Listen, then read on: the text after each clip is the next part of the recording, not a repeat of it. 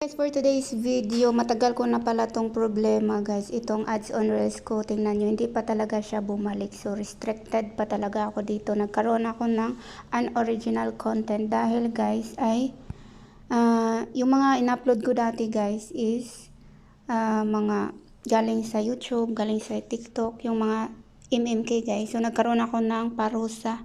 Mag 1 year na hindi pa siya bumalik. So, ang gawin natin guys, screenshot natin to. Tapos mag-report a problem tayo doon kay Facebook. So pati ito guys, yung see details. So nag-request review na din ako dyan. So hindi pa din siya binalik hanggang ngayon. So mag-send tayo ng ano guys kay Facebook. Balik tayo. And then i-click natin itong 3 dot. Tatlong tuldok. And then i-copy paste natin tong ating link.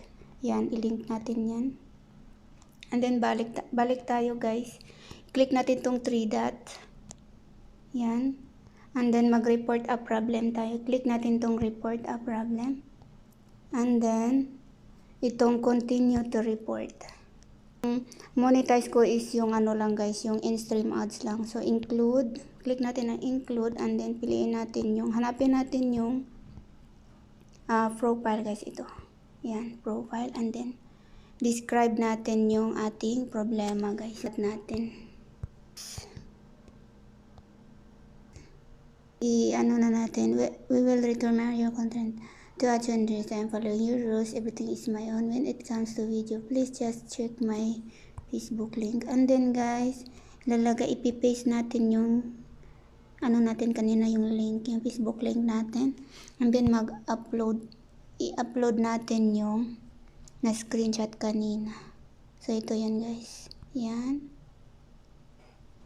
Kuha pa tayo ng isa. Ito. Click natin yan. Ito. May na yung network natin guys. Ayan na guys, na-submit na siya. Yan lang guys. Thank you for watching. Bye-bye.